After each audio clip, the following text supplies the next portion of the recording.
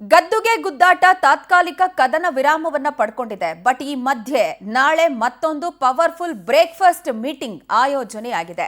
Siddaramaiah breakfast ಮಾಡಿದ ಬಳಿಕ ಇದೀಗ ಡಿಸಿಎಂರ ಸರದಿ.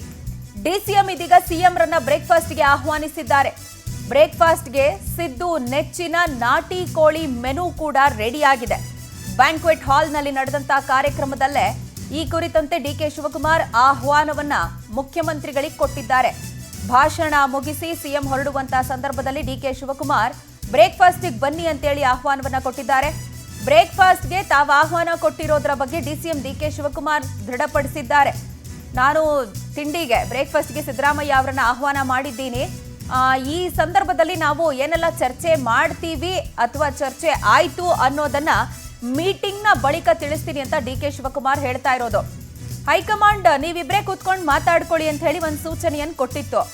ಆ ಹಿನ್ನೆಲೆಯಲ್ಲಿ ಮುಖ್ಯಮಂತ್ರಿಗಳು ಮೊದಲು ಡಿಸಿಎಂ ರನ್ನ ಕರೆದ್ರು ತಿಂಡಿಗೆ ಅಂತ ಹೇಳಿ. ಈ ಹೈ ವೋಲ್ಟೇಜ್ ಬ್ರೇಕ್ಫಾಸ್ಟ್ ಸಭೆಯಲ್ಲಿ ಏನ್ ಔಟ್ಕಮ್ ಬರುತ್ತೆ ಅನ್ನುವಂತ ಕುತೂಹಲ ಇತ್ತು. ಬಟ್ ಅದು ಒಂದು ಕದನ ವಿರಾಮ ಆಗಿ ಟರ್ನ್ ಆಗಿದ್ದು. ಸದ್ಯಕ್ಕೆ ಯಾವುದೇ ರೀತಿಯಾದಂಥ ಚರ್ಚೆಗಳು ಬೇಡ, ಹೈಕಮಾಂಡ್ ಏನು ಹೇಳುತ್ತೆ ಅದರಂತೆ ನಾವು ನಡೆಯೋಣ ಅನ್ನುವಂಥ ಒಂದು ಡಿಸ್ಕಷನ್ಗೆ ಬಂದರು. ಇನ್ಫ್ಯಾಕ್ಟ್ ಅದು ಪೂರ್ವ ನಿರ್ಧಾರಿತ. ಆ ಮೀಟಿಂಗೇ ಪೂರ್ವ ನಿರ್ಧಾರಿತ. ಹಿಂದಿನ ದಿನ ರಾತ್ರಿನೇ ಮುಖ್ಯಮಂತ್ರಿಗಳು ಹೇಳಿದ್ರು, ನನ್ನ ನಿಲುವಲ್ಲಿ ಯಾವುದೇ ಬದಲಾವಣೆ ಇಲ್ಲ, ಹೈಕಮಾಂಡ್ ಹೇಳ್ದಂಗೆ ನಾನು ಕೇಳ್ತೀನಿ, ನನ್ನ ಪಟ್ಟು ಸಡಿಲಿಸುವ ಮಾತೇ ಇಲ್ಲ ಅನ್ನುವಂಥದ್ದನ್ನು ಮುಖ್ಯಮಂತ್ರಿಗಳು ಹೇಳಿದ್ರು. ಸೊ ಅಲ್ಲಿಗೆ ಈ ಮೀಟಿಂಗ್ನ ಅಜೆಂಡಾ ಪೂರ್ವ ನಿರ್ಧಾರಿತ ಅನ್ನೋದು ಗೊತ್ತಾಗಿತ್ತು. ಅಜೆಂಡಾ ಮಾತ್ರ ಅಲ್ಲ, ಔಟ್ಕಮ್ ರಿಸಲ್ಟ್ ಕೂಡ ಪೂರ್ವ ನಿರ್ಧಾರಿತ ಅನ್ನುವಂಥದ್ದಾಗಿತ್ತು. ಈಗ ಎಲ್ಲವೂ ಸರಿ ಇದೆ ಅಂತ ತೋರಿಸೋದಕ್ಕೆ ಮತ್ತೊಂದು ಅವಕಾಶದ ರೀತಿಯಲ್ಲಿ ಪರಸ್ಪರ ಬ್ರೇಕ್ಫಾಸ್ಟ್ ಮೀಟ್ ಅನ್ನ ಮಾಡ್ಕೊಳ್ತಾ ಇದ್ದಾರೆ. ಬ್ರೇಕ್ಫಾಸ್ಟಿನ ಮೆನು ಗೊತ್ತಾಗ್ತಾ ಇದೆ ನಮಗೆ.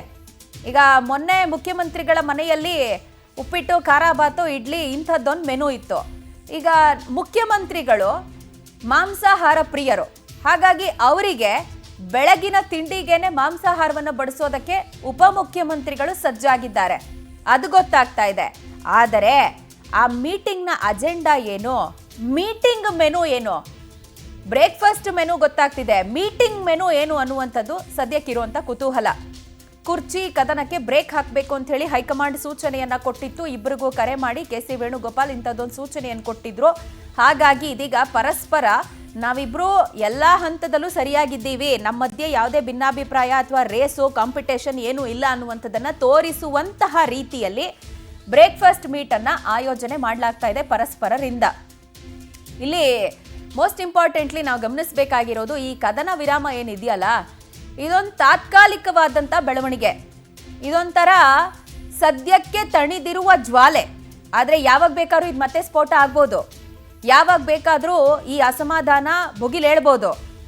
ನಾವು ಮಾಡ್ತಿರುವಂತಹ ತಂತ್ರ ಪ್ರತಿತಂತ್ರಗಳಿಗೆ ಮತ್ತೊಬ್ಬರು ಕೌಂಟರ್ ಕೊಡುವಂಥ ಸಂದರ್ಭದಲ್ಲಿ ಯಾವಾಗಾದರೂ ಈ ಜ್ವಾಲೆ ಸ್ಫೋಟ ಆಗ್ಬೋದು. ಸೊ ಅಂಥದ್ದಕ್ಕೆಲ್ಲ ವೇದಿಕೆ ಆಗಬಾರ್ದು ಅಂತೇಳಿ ಹೈಕಮಾಂಡ್ ಸೂಚನೆಯನ್ನು ಕೊಟ್ಟಿದೆ. ಬಟ್ ತೀವ್ರವಾದಂಥ ಕುತೂಹಲ. ಈ ಬಗ್ಗೆ ಡೀಟೇಲ್ಸ್ ಕೊಡ್ತಾರೆ ನಮ್ಮ ಪ್ರತಿನಿಧಿ ಆನಂದ್, ನಮ್ಮೊಂದಿಗೆ ದೂರವಾಣಿ ಸಂಪರ್ಕಕ್ಕೆ ಸಿಗ್ತಿದ್ದಾರೆ. ಆನಂದ್, ಈ ಕದನ ವಿರಾಮ ಒಂದು ತಾತ್ಕಾಲಿಕ ಜ್ವಾಲ ತಣಿಸುವಂತಹ ರೀತಿಯಲ್ಲಿರುವ ಬೆಳವಣಿಗೆ, ಯಾವಾಗ ಬೇಕಾದ್ರೂ ಅದು ಸ್ಫೋಟ ಆಗ್ಬೋದು. ಬಟ್ ಈ ನಡುವೆ ನಡೀತಾ ಇರುವಂತಹ ಬ್ರೇಕ್ಫಾಸ್ಟ್ ಮೀಟಿಂಗ್ಗಳು, ಬ್ರೇಕ್ಫಾಸ್ಟ್ ಇನ್ ಮೆನು ಗೊತ್ತಾಗ್ತಾ ಇದೆ, ಆದ್ರೆ ಈ ಬ್ರೇಕ್ಫಾಸ್ಟ್ ಮೀಟಿಂಗ್ ನ ಮೆನು ಏನು ಅನ್ನೋದೇ ಕುತೂಹಲ. ಪ್ರಜ್ವಲ, ಪ್ರಮುಖವಾಗಿ ಸಿಎಂ ಡಿಸಿಎಂ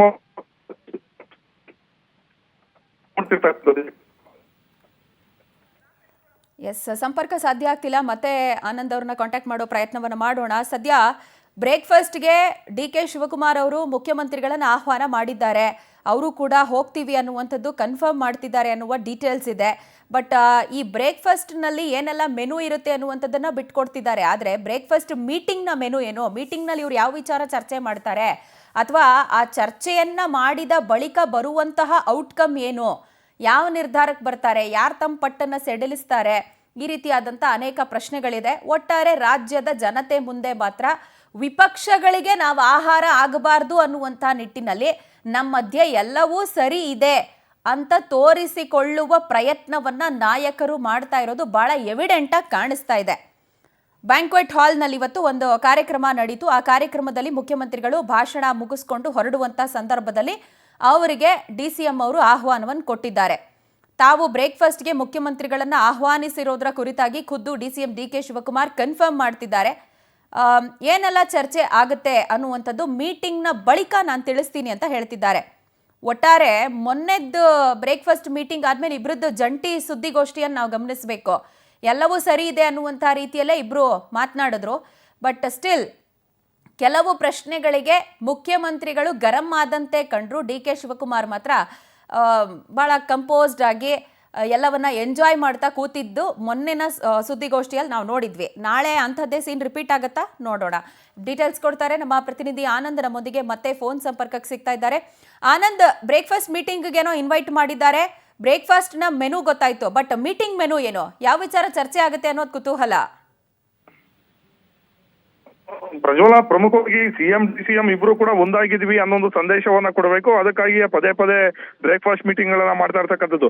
ಅದು ಹೈಕಮಾಂಡ್ ನಾಯಕರು ಖಡಕ್ ಸೂಚನೆ ಕೊಟ್ಟ ಮೇಲೆ ಸಿಎಂ ಸಿದ್ದರಾಮಯ್ಯನವರು ಡಿಸಿಎಂ ಅವರನ್ನ ತಮ್ಮ ಕಾವೇರಿ ನಿವಾಸಕ್ಕೆ ಕರೆದು ಅವ್ರಿಗೆ ಉಪ್ಪಿಟ್ಟನ್ನ ತಿನ್ನಿಸಿ ಕಳಿಸಿದ್ರು.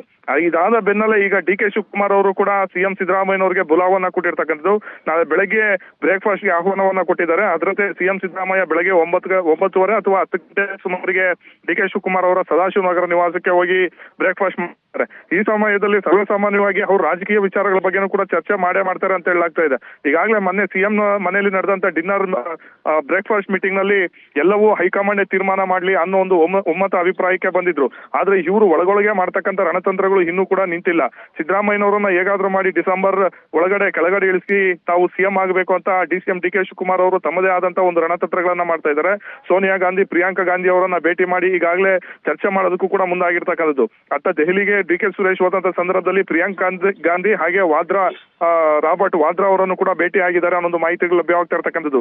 ಈ ಕಡೆ ಸಿಎಂ ಸಿದ್ದರಾಮಯ್ಯನವರು ತಮ್ಮ ಆಪ್ತರು ಮತ್ತೆ ಶಾಸಕರ ಒಂದು ವಿಶ್ವಾಸವನ್ನ ಪಡೆದುಕೊಂಡು ಹೈಕಮಾಂಡ್ ಮಟ್ಟದಲ್ಲಿ ಲಾಬಿ ಮಾಡೋದಕ್ಕೆ ಮುಂದಾಗಿದ್ದಾರೆ. ಒಂದು ವೇಳೆ ತಮ್ಮನ್ನ ಕೆಳಗಿಳಿಸ್ತಕ್ಕಂಥ ಒಂದು ಪರಿಸ್ಥಿತಿಗೆ ಮುಂದಾದ್ರೆ ಆಗ ಶಾಸಕರ ಅಭಿಪ್ರಾಯವನ್ನು ಪಡಿಬೇಕು ಅನ್ನೋ ಒಂದು ಒತ್ತಾಯವನ್ನು ಮಾಡೋದಕ್ಕೆ ಸಿದ್ದರಾಮಯ್ಯನವರ ಬಣ ಮುಂದಾಗಿರ್ತಕ್ಕಂಥದ್ದು. ಈ ಮಧ್ಯೆ ದಲಿತ ಸಿಎಂ ವಿಚಾರನೂ ಕೂಡ ಮುನ್ನೆಲೆಗೆ ಬಂದಿರತಕ್ಕಂಥದ್ದು. ಹಾಗಾಗಿ ಒಬ್ಬರ ವಿರುದ್ಧ ಒಬ್ಬರು ರಣತಂತ್ರಗಳನ್ನ ರಾಜಕೀಯವಾಗಿ ಹೂಡ್ತಾನೆ ಇದ್ದಾರೆ. ಆದ್ರೆ ಇದು ಪಕ್ಷದಲ್ಲಿರ್ತಕ್ಕಂಥ ನಾಯಕರಿಗೆ ಮತ್ತೆ ಕಾರ್ಯಕರ್ತರಿಗೆ ತೀರಾ ಒಂದು ಗೊಂದಲವನ್ನ ಉಂಟು ಮಾಡಿರ್ತಕ್ಕಂಥದ್ದು.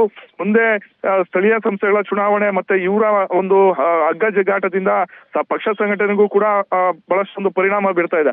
ಆ ಒಂದು ಹಿನ್ನೆಲೆಯಲ್ಲಿ ಹೈಕಮಾಂಡ್ ನಾಯಕರು ಎಂಟ್ರಿ ಆಗಿ ಈಗ ಇಬ್ಬರಿಗೂ ಹೊಂದಾಣಿಕೆ ಮಾಡ್ಕೊಂಡು ಹೋಗಿ ಅನ್ನೋ ಒಂದು ಸಂದೇಶವನ್ನ ಕೊಟ್ಟಿದ್ದಾರೆ. ಹಾಗಾಗಿ ನಾಳೆನೂ ಕೂಡ ಮಹತ್ವದ ಮೀಟಿಂಗ್ ಅನ್ನ ಇಬ್ರು ಕೂಡ ನಡೆಸಲಿದ್ದಾರೆ. ಈ ಸಂದರ್ಭದಲ್ಲಿ ಈ ಕುರ್ಚಿ ವಿಚಾರನೂ ಕೂಡ ಮಾತುಕತೆ ನಡೆಸ್ತಕ್ಕಂಥ ಒಂದು ಸಾಧ್ಯತೆ ಇದೆ. ಡಿ.ಕೆ. ಶಿವಕುಮಾರ್ ಅವರ ಬಳಿ ಸಿದ್ದರಾಮಯ್ಯನವರು ಮತ್ತಷ್ಟು ಕಾಲ ಒಂದು ಅವಕಾಶವನ್ನ ಕೇಳ್ತಕ್ಕಂಥ ಒಂದು ಸಾಧ್ಯತೆಗಳು ಕೂಡ ಇದೆ ಅಂತ ಹೇಳಲಾಗ್ತಾ ಇದೆ. ಈಗಾಗಲೇ ಸಿದ್ದರಾಮಯ್ಯನವರು ಮುಂದಿನ ಬಜೆಟ್ ಮಂಡನೆ ಮಾಡೋದಕ್ಕೆ ತೀರ್ಮಾನವನ್ನ ಮಾಡ್ಕೊಂಡಿದ್ದಾರೆ. ಜೊತೆಗೆ ಮೇ 20ಕ್ಕೆ 3 ವರ್ಷ ಆಗುತ್ತೆ. ಆ 3 ವರ್ಷ ಕಂಪ್ಲೀಟ್ ಮಾಡಬೇಕು ಅನ್ನೋ ನಿಟ್ಟಿನಲ್ಲೂ ಕೂಡ ಸಿದ್ದರಾಮಯ್ಯನವರು ಆಲೋಚನೆಯಲ್ಲಿ ಇದ್ದಾರೆ ಅನ್ನೋ ಮಾಹಿತಿಗಳು ಲಭ್ಯವಾಗ್ತಾ ಇರ್ತಕ್ಕಂಥದ್ದು. ಆದ್ರೆ ಆ ಒಂದು ಅಷ್ಟೊಂದು ಸಮಯ ಡಿ.ಕೆ. ಶಿವಕುಮಾರ್ ಅವರು ಕೊಡ್ತಾರಾ ಅಥವಾ ಹೈಕಮಾಂಡ್ ಮೇಲೆ ನಿರಂತರವಾಗಿ ಒತ್ತಡವನ್ನ ಏರಿ ಯಾವ ರೀತಿಯ ಒಂದು ನಡೆಯನ್ನು ಅನುಸರಿಸ್ತಾರೆ ಅನ್ನೋ ಒಂದು ಕುತೂಹಲನೂ ಕೂಡ ಸದ್ಯಕ್ಕೆ ಇರ್ತಕ್ಕಂಥದ್ದು. ಸದ್ಯ ಇವರ ಒಂದು ಬ್ರೇಕ್ಫಾಸ್ಟ್ ಮೀಟಿಂಗ್ ಗಳ ನಡುವೆ ಇದೇ ವಾರದಲ್ಲಿ ಸಿಎಂ ಡಿಸಿಎಂ ಇಬ್ರು ಕೂಡ ದೆಹಲಿಗೆ ಹೋಗ್ತಕ್ಕಂತ ಚಾನ್ಸಸ್ ಇದೆ. ಯಾಕೆಂದ್ರೆ ನಿನ್ನೆ ಅಷ್ಟೇ ಸೋನಿಯಾ ಗಾಂಧಿ, ಮಲ್ಲಿಕಾರ್ಜುನ್ ಖರ್ಗೆ ಇಬ್ರು ಕೂಡ ಗಂಭೀರವಾದಂತ ಸಭೆಯನ್ನ ನಡೆಸಿದ್ರು. ಆ ಸಂದರ್ಭದಲ್ಲಿ ಇಬ್ಬರಿಗೂ ಬುಲಾವ್ ಕೊಟ್ಟು ಈ ಸಂಧಾನ ಮಾಡ್ತಕ್ಕಂಥ ಒಂದು ಕೆಲಸಕ್ಕೂ ಕೂಡ ಮುಂದಾಗಿದ್ರು. ಹಾಗಾಗಿ ಇವರ ಬ್ರೇಕ್ಫಾಸ್ಟ್ ಮೀಟಿಂಗ್ ನಡುವೆ ದೆಹಲಿಗೂ ಕೂಡ ಹೋಗಿ ಅಲ್ಲೂ ಕೂಡ ರಾಜ್ಯ ಸಂಧಾನದ ಒಂದು ಕೆಲಸಗಳು ನಡೆಯುತ್ತೆ ಅಂತಾನೆ ಹೇಳಾಗ್ತಿದೆ. ಪ್ರಜ್ವಲ. ರೈಟ್ ಆನಂದ್, ಥ್ಯಾಂಕ್ ಯು ತಮ್ಮೆಲ್ಲ ಡೀಟೇಲ್ಸ್ಗೆ.